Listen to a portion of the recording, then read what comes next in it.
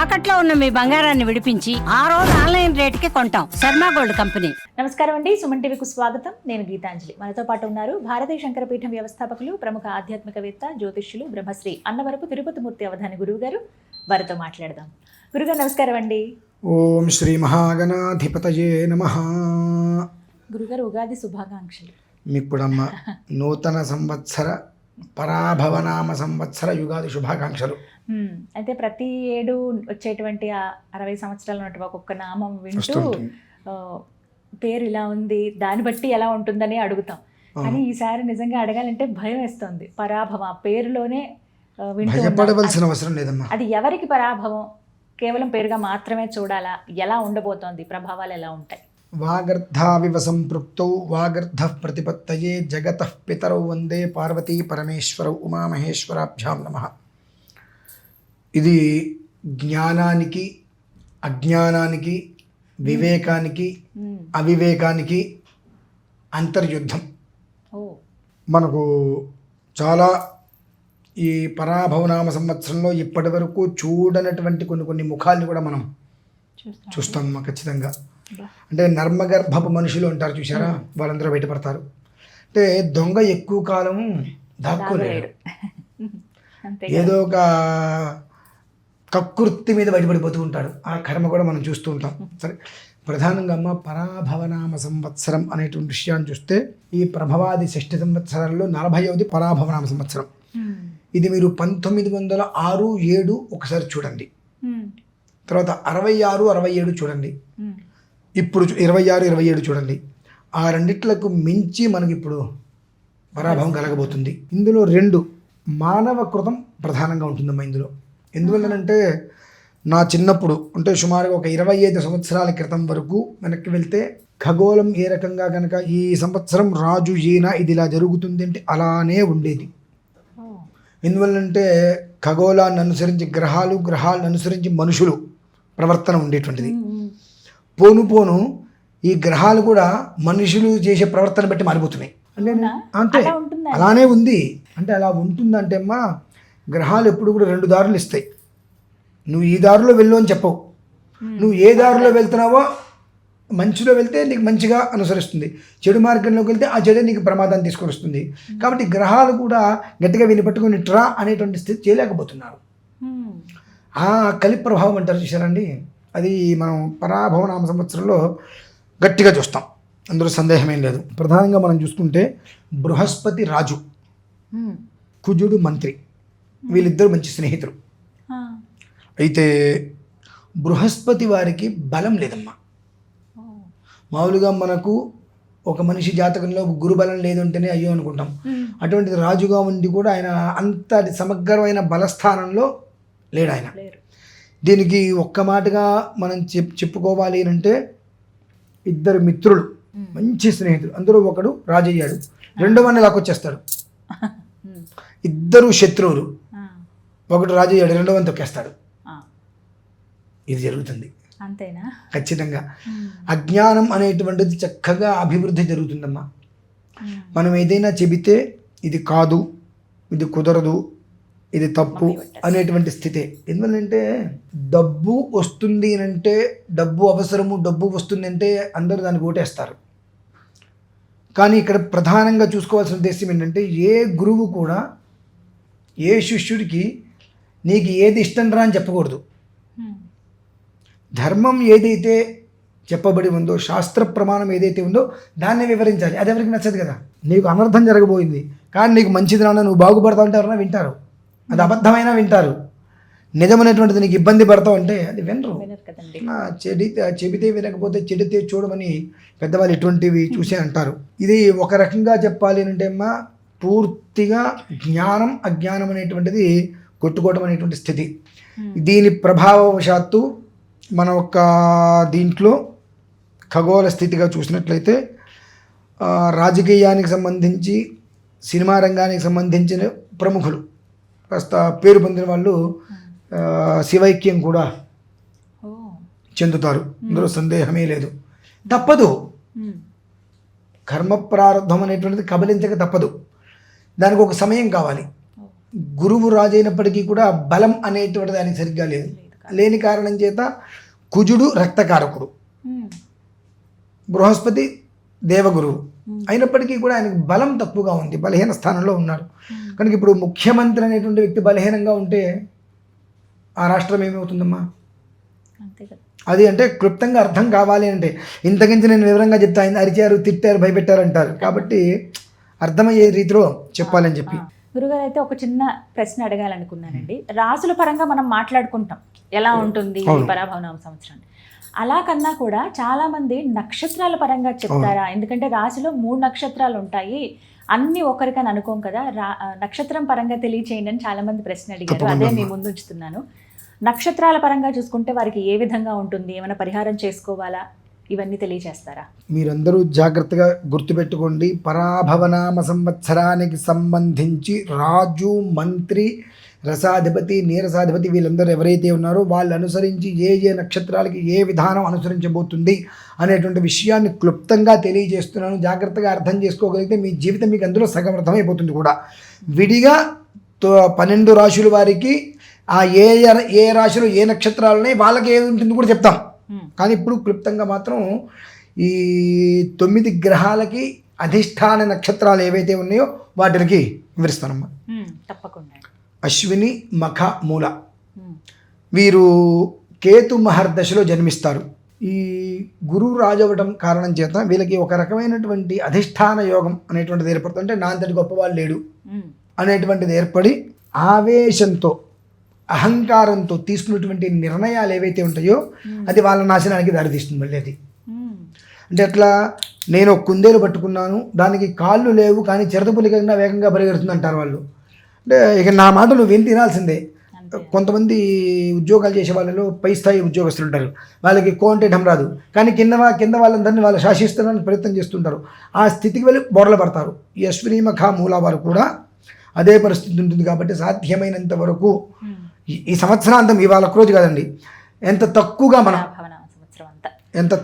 మనం అధికారం చలాయించకుండా ఉన్నట్లయితే మనం నిలబడటానికి ఒక అవకాశం ఈ సంవత్సరానికి ఏర్పడుతుంది. సాధ్యమైనంత వరకు వీరు చిత్రగుప్తుని ఆరాధన చేసుకోవడం మంచిది.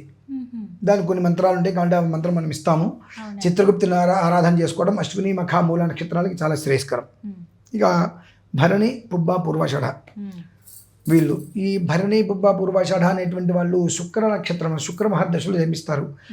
బృహస్పతి వారికి, శుక్రుడి వారికి బద్ధ శత్రుత్వం కనుక వీళ్ళు ఎక్కడ దొరుకుతారా అని చూస్తారు. భరణి, పుబ్బ, పూర్వాషాఢ వాళ్ళు వీళ్ళ మీద ప్రత్యేక కొన్ని సీసీ కెమెరాలు ఉంటాయి. అంటే చక్షులు ఎక్కువగా వాళ్ళ నేత్రాలతో చూస్తుంటారు, వీళ్ళు ఏం తప్పు చేస్తుంటారు, వీళ్ళని ఎలా, ఇందాక మీకుతో ఒక మాట అన్నాను, 2 శత్రువులు ఉన్నప్పుడు అందులో ఒకడు రాజేది పరిస్థితి ఏంటి అని చెప్పి తొక్కేస్తారు కదండి.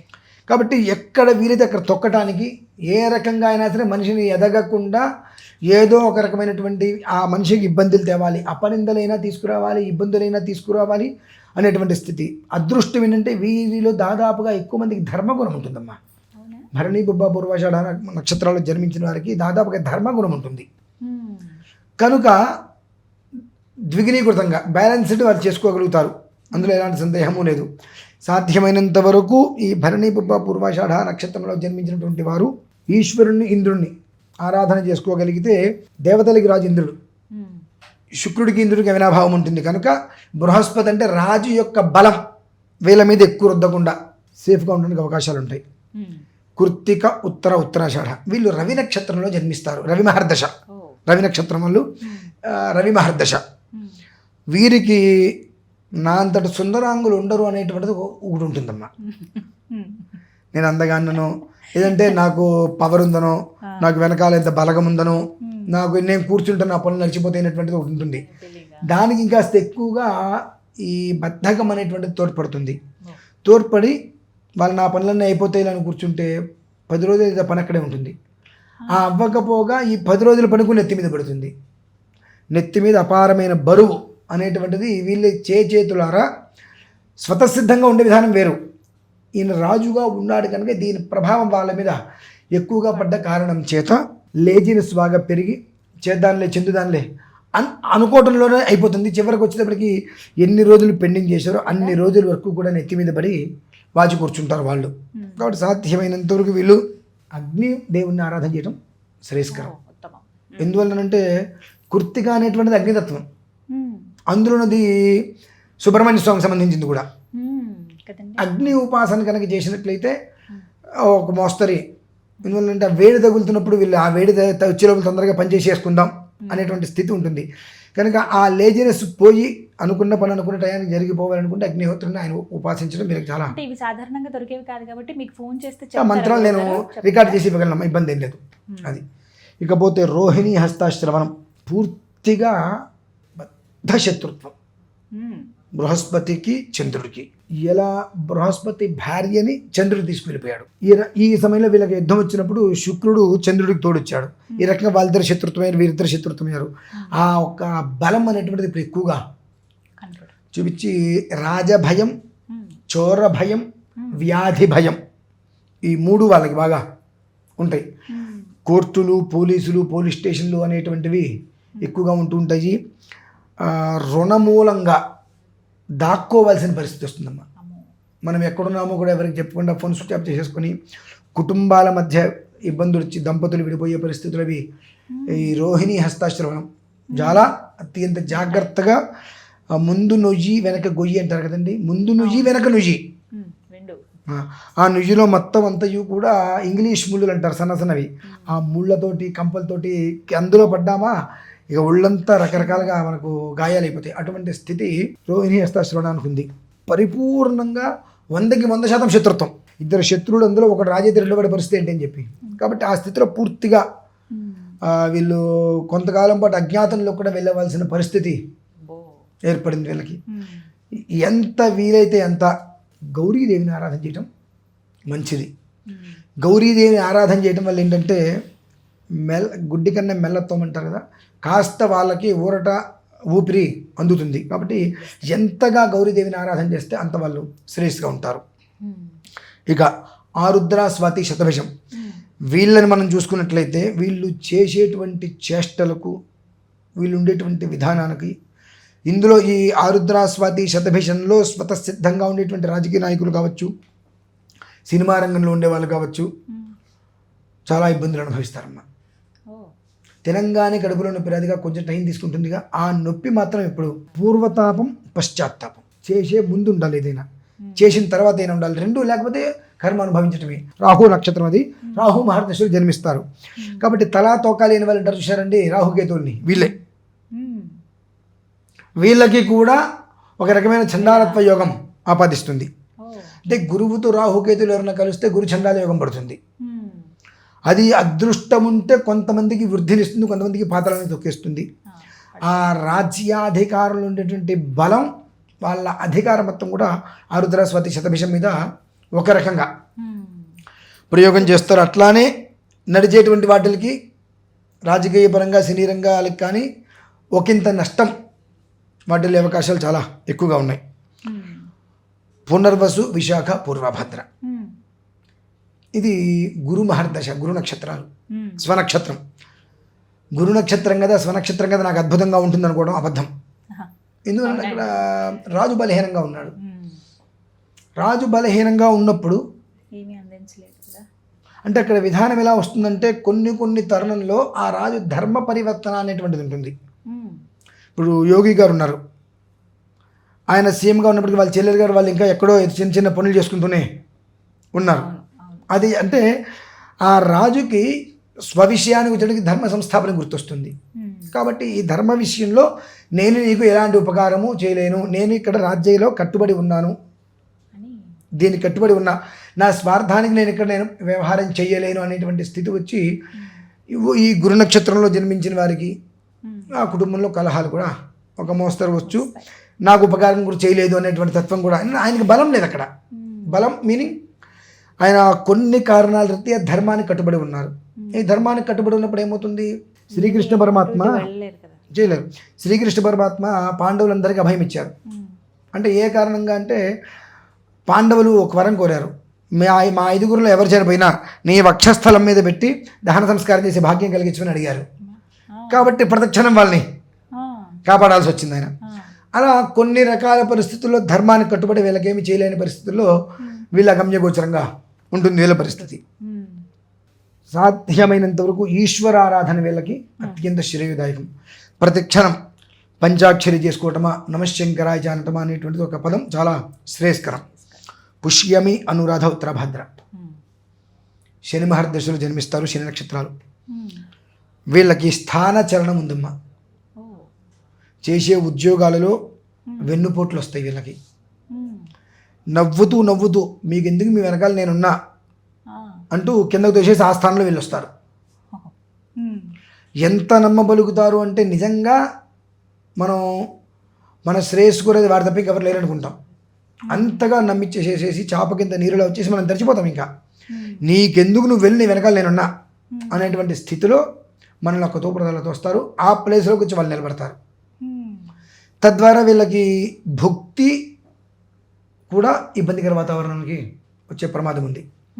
అలాగే స్థానచలనాలు, ఉద్యోగాల్లో మార్పులు వీళ్ళు గమనించుకొని ముందు వీళ్ళు కనుక మానేస్తే ఒకలా ఉంటుంది, వాళ్ళు తీసేస్తే మరొకలా ఉంటుంది. ఆ స్థితి వరకు తోడున్న వాళ్ళు తోడేలాగా పీక్కు తింటారంటారు చూసారు. అలాంటి గమనం పాపం పుష్యమి, అనురాధోత్తర భద్ర వాళ్ళకి కాస్త గట్టిగానే ఉంది. సర్వకాల సర్వావస్థలు యందు ఏమాత్రం అవకాశం ఉన్నా సుందరకాండ కనీసం రోజు 11 శ్లోకాలు, ఇన్ని సర్గాలు చదవాల్సిన అవసరం లేదు. ఒక్క 11 శ్లోకాలు కళ్ళతో చేతి నమస్కారం చేసుకోవడం. ఎక్కడన్నా దారిలో కోతులు ఏమైనా కనిపిస్తే వారికి పళ్ళు ఇవ్వడం అనేటువంటిది వీళ్ళే అలా రక్షింపబడతారు. వీళ్ళు ఆశ్లేష, జ్యేష్ఠ, రేవతి. బుధ మహర్దశలో జన్మిస్తారు, బుధ నక్షత్రం. మీరు ఇదేదో సినిమా గంగని చూస్తే గౌరికి మంట, గౌరిని చూస్తే గంగకి మంట అనేటువంటిది ఎలా అయితే ఉంటుందో అలానే చంద్రుడు ఇతన్ని చేరదీస్తే బృహస్పతి కోపం వస్తుంది, బృహస్పతి చేరదీస్తే చంద్రుడు కోపం వస్తుంది.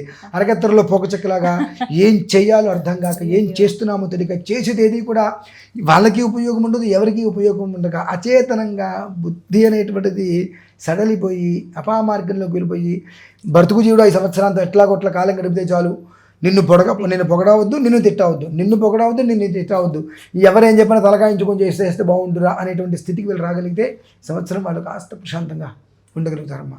అంటే ఎంత దారుణంగా ఉంది పరిస్థితి అంటే పరాభవం అనేటువంటిది ఇంచుమించుగా ప్రతి మనిషి మీద కూడా దాని యొక్క ప్రభావము 10కి 6 నుంచి 7% పడుతుందమ్మా. దానికి మనం చేసుకునేవన్నీ కూడా ప్రతిదానికి కూడా కాలం ఒక నిర్ణయం ఇస్తుంది, కాలచక్ర నిర్ణయం వస్తుంది. నేను ఇతపూర్వం కూడా మీకు నేను ఒక విషయం గురించి ఒక వీడియోలో అష్టలక్ష్మి యాగం గురించి కూడా నేను మీకు వివరించాను. దానికి దీనికి సంబంధం ఏంటండి అంటే కాలచక్రం అంటారమ్మా దీన్ని. అంటే భగవంతుడు ఒకటి మనకు కలుపుతున్నాడు అని అంటే వాడు పిచ్చుడే కలపడు. మనం పిచ్చి వాళ్ళగా దానికి దీనికి సంబంధం ఏంటని మనం అనుకుంటాం. ఆయన ప్రధానికి ఒక కమ్యూనికేషన్ చేస్తున్నాడంటే కారణం ఉంటుంది. 11వ తారీఖు బుధవారం, జ్యేష్ఠ నక్షత్రం, అష్టమి. 19వ తారీఖు అశ్విని, గురువారం, పాడ్యమి. అది బుధవారము, ఇది గురువారము. కాబట్టి ఇక్కడ 8 రోజులు తేడా మధ్యలో ఖచ్చితంగా కాలచక్ర నిర్ణయం అన్నాం. అష్టక వర్గులు అని చెప్పి కొన్ని ఉంటుంటాయి. ఈ 8 అనేటువంటిది ఎంత అద్భుతంగా మనిషి జీవితం మీద ఉపకారంగా ఉంటుంది, ఉపయుక్తంగా ఉంటుంది అనేటువంటిది దీన్ని చూస్తే మనకు కొన్ని అర్థమైపోతాయి. 8 అంటే మన 8 ఆయుష్ని ఇచ్చేది, ఆరోగ్యాన్ని ఇచ్చేది, ఐశ్వర్యాన్ని ఇచ్చేది, ఐశ్వర్యాన్ని తీసేసేది, ఆయుష్ని తీసేసేది, ఆరోగ్యాన్ని తీసేసేది ఆ 8 ఇచ్చేది, పుచ్చుకునేది 2 ఆ 8. ఆ 8 అనేటువంటిది అంతా యోగవంతమైంది కనుక భగవంతుడు నాకు అదే అనిపిస్తుంటుంది. ఒక్కోసారి రాస్తూ చదువుతూ ఉంటున్నప్పుడు అసలు యుగాదికి అష్టమికి సంబంధం ఏంటంటే అష్టమి నుంచి 8వ రోజు, ఇటు బుధవారం అయితే అది గురువారం అయింది. ఆ వర్గ విధానంలో మనిషి యొక్క బుద్ధిని చాంచల్యం వైపు నడవకుండా చిత్తశుద్ధినిచ్చి బుద్ధి యందు బృహస్పతి సములు అని చెప్పి రాముడు వారిని అంటూ ఉంటారు. ఆ రకంగా ఆ సమంగా బృహస్పతి సమంతో బుద్ధి అనేటువంటిది ఏర్పడి మనం చేసేటువంటి పని ధర్మాధర్మ యుక్తాయుక్త విచక్షణ అనేటువంటిది మనకి ఏర్పడి మనకు వచ్చేటువంటిది ఏదైతే అగమ్య స్థితి గమనాలు ఉన్నాయో, గోచరాలు ఉన్నాయో, వాటిని అన్నిటి నుంచి కూడా పూర్తిగా బయటపడటానికి పరిపూర్ణంగా 100కి 100% కూడా అష్టలక్ష్మి మహాయాగం చాలా ఉపయుక్తంగా ఉంటుందమ్మా. ఎందువల్ల అంటే అక్కడి నుంచి ఖచ్చితంగా 8వ రోజే నువ్వు ఈ రోజు చేసేటువంటిది ఏదైతే ఉంటుందో అక్కడి నుంచి 8 రోజులు కూడా రోజుకు ఒక్కొక్క దాంట్లో నుంచి బయటపడటం అనేటువంటి మనం స్వతహాగా చూస్తాం. యుగాది అని అంటే ఒక యుగం వెళ్ళిపోయింది. మీ దృష్టిలో ఉగాది, మాకు యుగాది, కొత్తది ప్రారంభమవుతుంది. ఇప్పుడు ఉన్న వాళ్ళు ఎవరు ఇంచుమించుగా వచ్చే యుగాది మళ్ళీ వచ్చే ప్రారంభం చూడం. ఎందుకంటే అర్ధాయుష్ అందరికి 50 ఏళ్ళే ఉన్నాయి, పూర్ణాయుష్ ఎవరికి లేదు. తినే తిండి కానీ ఏదైనా చూస్తే, కాబట్టి మళ్ళీ ఎవరిని చూడలేం. చూడగలమండి? కష్టం అండి, అసలు కష్టం కూడా కదా, చూడలేం. ఈ 8 రోజులలో అష్టమి నుంచి పాడ్యమి వరకు యుగాది వరకు కూడా 8 రోజులలో 7 రాత్రులలో సప్తమాత్రిక విధానంతో సప్తచక్ర సమూహం ప్రారంభమవుతుందమ్మా. అంటే ఒకదానికొకటి అనుసంధానం ఎలా ఉంటాయి అంటానికి సప్తచక్ర సమూహం అనేటువంటి దాని అనుసంధానం అయ్యి నువ్వు ఏం చేస్తే నీ జీవితం నిలబడుతుంది అనేటువంటిది ప్రతిదీ అందులో ఏర్పడి ఉంటుంది. నేనేం చెప్తాను అంటే ఒక్కసారి మీరందరూ కూడా పూర్తి స్థాయిలో మీ జాతకాన్ని ఒకసారి పరిశీలన చేసుకోండి. జీవితకాలము అనగా ఆ యుగం. మనకి ఈ సంవత్సరం అప్పుల వలన, అనారోగ్యం వలన, పీడల వలన, చికాకుల పీడింపబడకుండా ఉంటే మన అదృష్టవంతులమే కాదంటారా? చాలా అదృష్టవంతులు. ఇటువంటి 64 రకాల యోగాలు అష్టమి నుంచి మనకు ప్రారంభమవుతున్నాయి. 64 రకాల దుర్యోగాలు పోతున్నాయి. అవి 8 వెళ్ళిపోవాల్సినవి. అంటే ఒక్కొక్క దాంట్లో అష్టదరిద్రాలు అంటే 8 రకాల దరిద్రాలు, అష్టదుర్యోగాలు అంటే 8 దుర్యోగాలు, ఇలా 8 వరుసగా ఉన్నాయి. అవి మనం చెప్పుకున్నాం ఇందాక వీడియోలో. ఆ 8 వెళ్ళిపోతాయి. అష్టయోగాలు, అష్టైశ్వర్యాలు, అష్టసిద్ధులు, అష్ట సౌభాగ్యాలు 8. ఇవి ఒక్కొక్కటి ఆసనం అవుతుంటుంది. ఆసనం 7 రాత్రులు 8 ఉదయాలు వచ్చేటప్పటికి సప్తమాత్రిక స్థానంలో సప్తమాత్రికలు దేవతలు వారి యొక్క అనుగ్రహంతో ఈ రకమైన 64 రకాల యోగాలు మనం తీసుకుంటూ ఒక్కొక్క రోజు ఒక్కొక్కటి మన దగ్గర నుంచి వెళ్ళిపోతాం కూడా మనం చూస్తామమ్మా. అంతకుమించి జీవితం కావాల్సింది ఉంది. అంతటి వృద్ధి కమ్యూనికేషన్ ఆ రెండిట్లకి భగవంతుడు కలిపి పెట్టాడు. దాన్ని మనం ఎంతవరకు తీసుకోగలుగుతాము, చూడగలుగుతాం అనేటువంటిది దైవేచ్ఛ. నిజం, అది దైవేచ్ఛ ఖచ్చితంగా. కానీ చాలా చక్కగా వివరించారండి నక్షత్రాలు ప్రధానంగా ఏం చేయాలి అనేది. ఇప్పుడు మీరు చెప్తున్నటువంటి అష్టలక్ష్మి యాగం అనేది ఎంతో ఉపయోగపడుతుంది చాలా మందికి. వివరాలన్నీ కూడా అంటే అష్టలక్ష్మిలో మనకు అందరందరూనే ఉన్నారు కదండి, 8 రకాల లక్ష్మిలు అందులోనే ఉన్నారు. అందరికి అన్ని అవన్నీ మనకు అవసరమే. అవును, అవసరం లేదు అనడానికి వీలేదు. మనం అవన్నీ మన దగ్గర ఉన్నప్పుడు ఇంకోటి మంది ఏం చేస్తుంది అట్లా అనమాట. మార్చి 11వ తారీఖున తిరుమలలో జరుగుతుంది. హాజరవ్వాల్సిన వాళ్ళు అవ్వచ్చు. వివరాల కోసం నెంబర్కి కాల్ చేస్తే చాలా అండి. ధన్యవాదాలు గురుగారు.